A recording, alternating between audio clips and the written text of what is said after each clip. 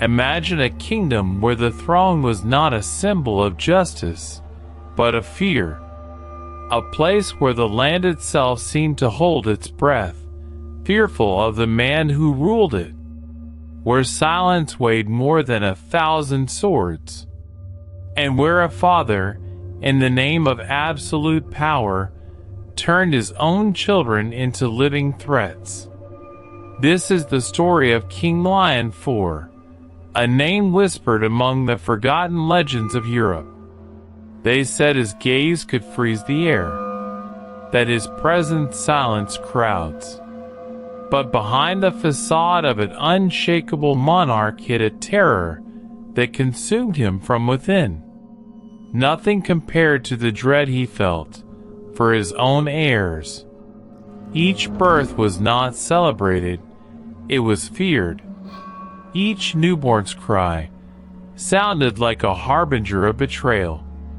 The sound that should have promised continuity was, for the lion, the ticking of a clock marking his own death. And so, one by one, Thalion's princes began to disappear. Without war, without revolt, without a trace. Secret records, hidden among censored manuscripts, tell a story that never made it into the history books. A story of paranoia, a curse, and the price of ruling without a soul. Over the next few minutes, you will delve into the dark heart of an empire that crumbled from the inside out. You will walk the corridors of a castle that whispers forgotten names. And you will understand why, sometimes, the safest throne is also the loneliest. Thalion IV came to the throne after a bloody civil war that pitted him against his own relatives.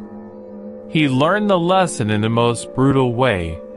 The closest blood is the one that most easily turns against you. He was a feared warrior, a cold strategist. But with peace came fear. He trusted no allies, not even his wife. But the true enemies, according to him, were born under his own roof. The first son was born on a stormy night. The king did not hold him in his arms. He just looked at the cradle and said, "He is my end." The court quickly learned to mirror the king's indifference. From then on, every royal birth was followed by a strange silence in the castle. Gifts were sent, but no one celebrated.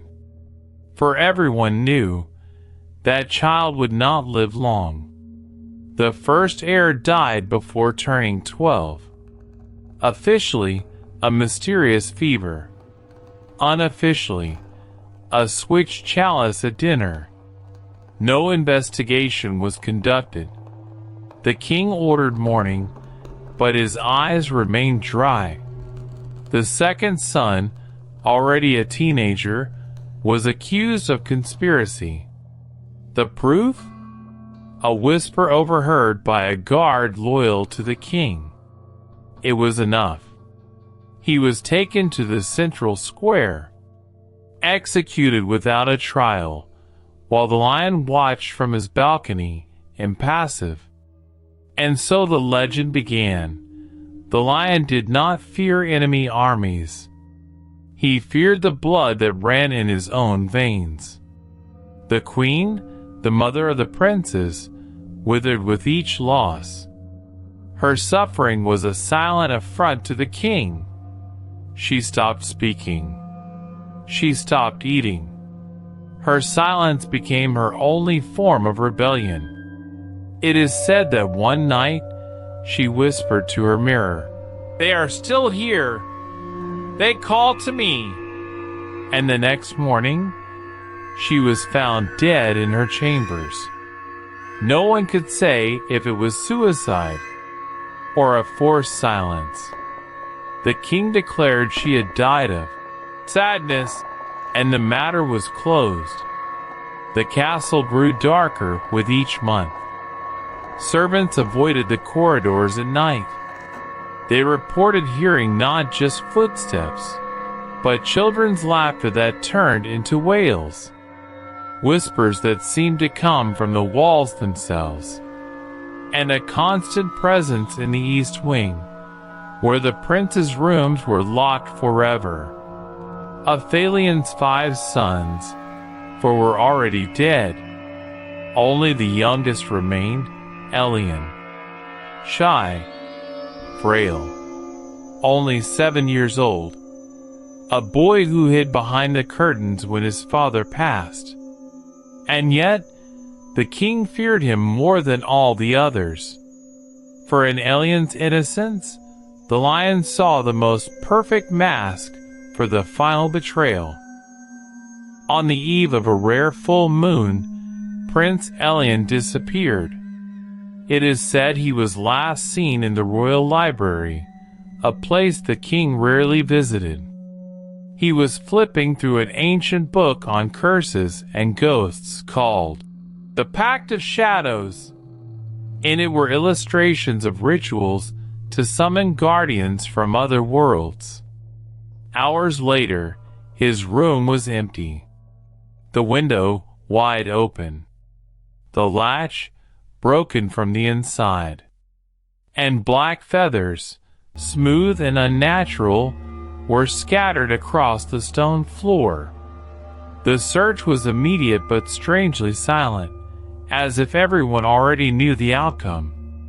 The next morning, the castle was overrun by crows. Hundreds of them, perched on the battlements, in the windows, in the courtyards. They did not call. They just watched, like sentinels of an inevitable end, as if announcing that the king's bloodline had run out. The lion never spoke again, never appeared in public again. He locked himself in the throne room. There, he remained for weeks. Guards posted outside heard conversations, but only the king's voice was heard, answering questions that no one else asked. Until one day, silence took over, and when they broke down the doors, they found the throne empty, the crown fallen on the floor, and dried bloodstains on the arms of the chair, as if someone with wounded hands had gripped the throne tightly before being torn from it. After the king's disappearance, no one else sat on the throne. Power fragmented. Warlords divided the kingdom. The castle was abandoned. The people fled, and the land of the lion disappeared from the maps. Today, some scholars believe that everything was erased on purpose, that a secret order, the Guardians of Silence, took it upon themselves to forever silence the dynasty of the murderous king. They believe that certain stories are like seeds of evil, capable of sprouting again if they are remembered. But memory cannot be entirely contained. There are tales from travelers who, lost in the forest that grew over the kingdom, find a forgotten structure, a stone hall with empty thrones, and in the center, a larger throne covered in black feathers and dust. Legend says that whoever approaches feels the air turn cold, and whoever dares to sit there hears the whispers of the dead princes, and feels the weight of all the lives cut short by ambition. No one dares to stay for long, for what the lion left behind was not just a throne. It was an echo, a reminder that power, when molded by fear, always ends in solitude. The lion ruled for over 30 years, but his last days were of silence, paranoia, and loneliness, a prisoner in his own castle, haunted by the ghosts he himself created. Today, His name does not appear in official records, but it is whispered in oral legends, told by elders who still believe in curses. Some say that on the coldest nights, the throne reappears in the center of a clearing in the cursed forest, and that if anyone tries to touch it, fresh blood runs down the stones, and the sound of a crying child echoes through the woods before being abruptly silenced. Thalion's story is about power, but it is also about fear, and about the limits of what someone is willing to do to never be forgotten. The lion sacrificed his own lineage in search of an eternal legacy, but in the end, the lion left no heirs.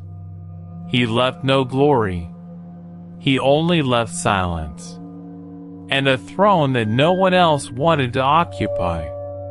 If dark legends like that of King Thalion IV spark your curiosity, know that this is just one of the many stories buried by time that we bring back to light.